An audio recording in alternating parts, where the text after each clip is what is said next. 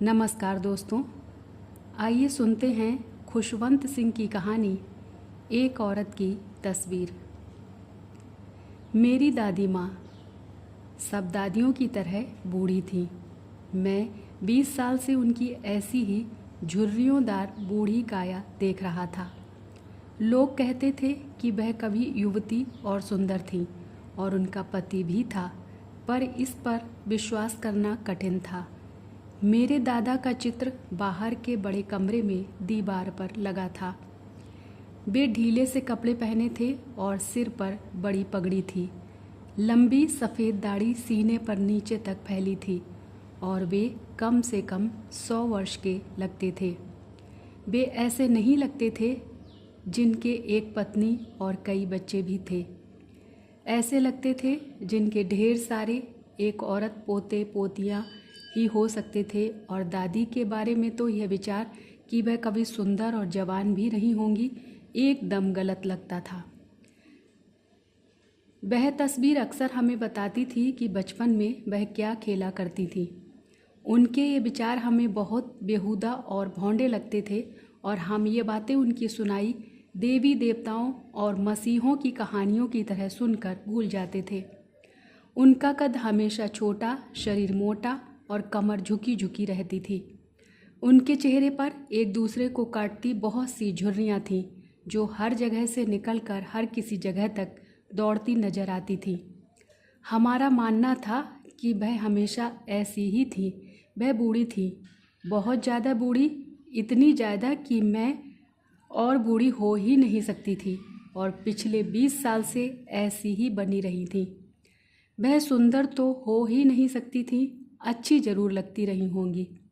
वह झक सफ़ेद कपड़े पहने घर भर में उचक उचक कर घूमती, एक हाथ कमर पर रखे कि संतुलन बना रहे और दूसरे में सुमिरनी जिसे वह हमेशा जपती रहती थी।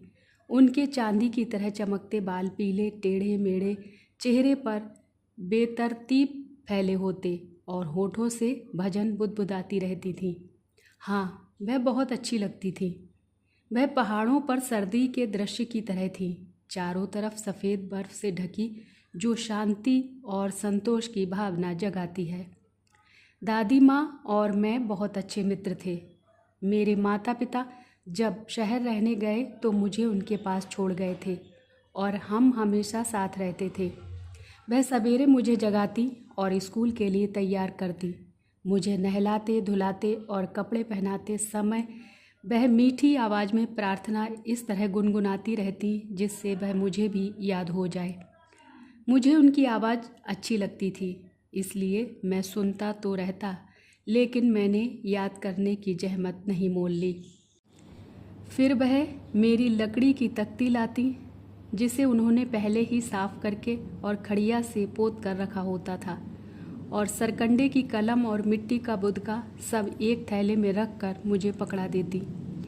इसके बाद हम शाम की रखी बासी रोटी पर जरा सा घी और शक्कर चुपड़ कर नाश्ता करते और स्कूल के लिए चल पड़ते।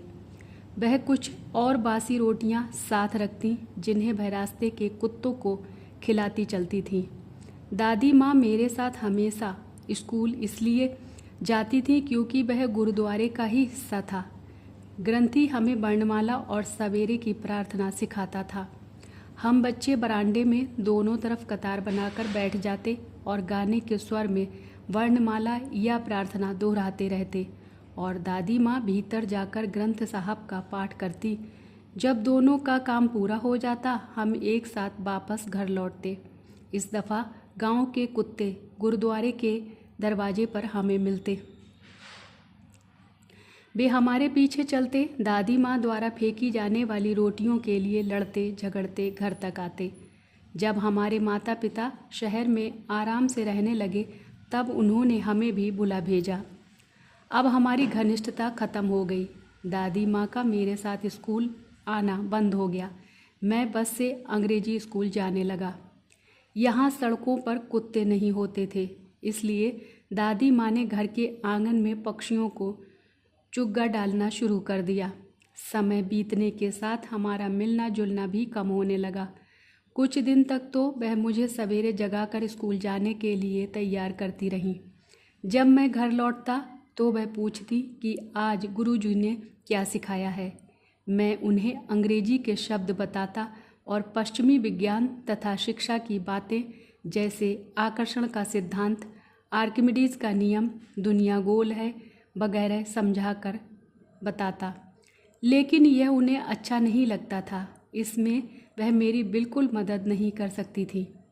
अंग्रेजी स्कूल में पढ़ाई जाने वाली ये बातें उन्हें बेकार लगती थीं और उन्हें दुख होता कि यहाँ भगवान और धर्म के बारे में कुछ क्यों नहीं बताया जाता। एक दिन मैंने बताया कि अब हमें संगीत भी सिखाया जाने लगा है। इससे उन्हें बड़ी परेशानी हुई। उनकी दृष्टि में संगीत का मतलब भोग विलास था।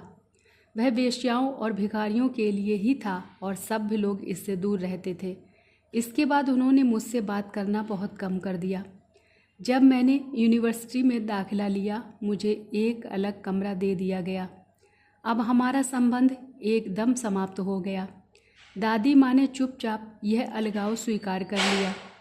अब वह हर वक्त चरखा चलाती रहती और किसी से बात नहीं करती थी। सवेरे से शाम तक वह सूत काटती और भजन गाती रहती थी। सिर्फ शाम के वक्त वह थोड़ी देर के लिए उठती और चिड़ियों को खाना खिलाती।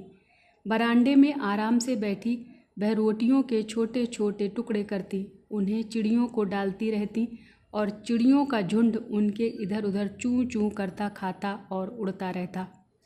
कई चिड़ियाँ उनके कंधों पर, हाथ और पैरों पर और सिर पर भी बैठकर खाती और चोंचे मारती, लेकिन वह उन्हें उड़ाती नहीं थी बल्कि मुस्कुराकर रह जाती थी।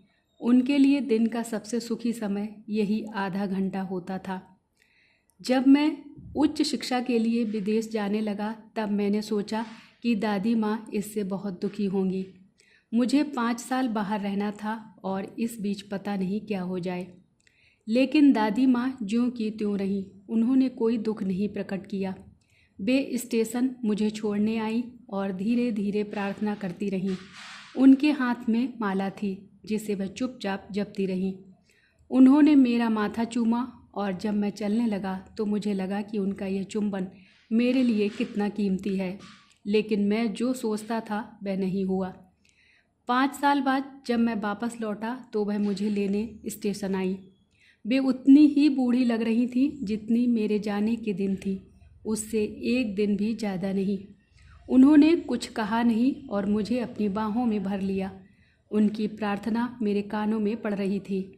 लौटने के बाद पहले दिन भी मैंने देखा कि वह उसी तरह चिड़ियों को खाना खिलाती, उनसे हल्की फुल्की बातें करती, वैसे ही खुश हैं। शाम को उनमें एक परिवर्तन दिखाई दिया।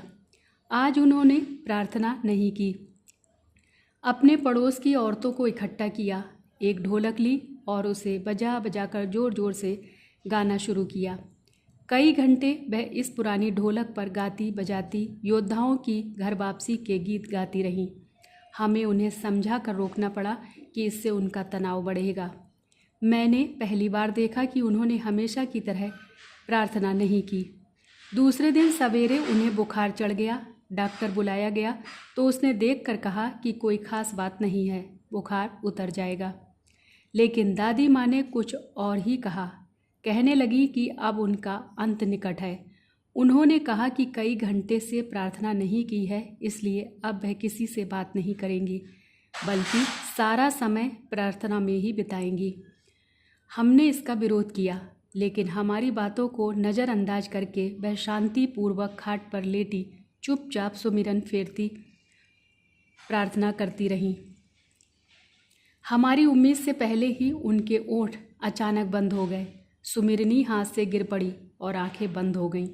उनका चेहरा हल्का पीला पड़ गया और हम समझ गए कि बह नहीं रही हैं। हमने उन्हें बिस्तर से उठाया और जैसी प्रथा है धरती पर रख दिया और उनके शरीर पर एक कपड़ा डाल दिया। कुछ घंटे शोक मनाने के बाद हम उनके दाह संस्कार की तैयारी करने लगे। शाम हुई तो हम लकड़ी की एक टिकटी लेकर उनके कमरे में गए। सूरज डूब रहा था और उसकी सुनहरी रोशनी बरामदे तक फैली हुई थी। हमने देखा कि पूरे बरामदे और कमरे में जहां उनका शव रखा था, हजारों चिड़ियां चारों तरफ बैठी हैं। वे सब एकदम चुपचाप थीं। मेरी माँ उनके लिए रोटियां लेकर आई और जिस तरह दादी माँ उनके टुकड़े टुकड़े करके उनके सामने डालती थी उसी तरह वह भी डालने लगी। लेकिन चिड़ियों ने उन पर ध्यान नहीं दिया। जब हम दादी माँ की अर्थी उठाकर बाहर लाए तब वे चुपचाप उड़ गईं। दूसरे दिन सवेरे भंगी ने रोटी के वे टुकड़े इकट्ठे किए और कूड़ेदान में डाल दिए। जय श्री कृष्णा। राधे राधे।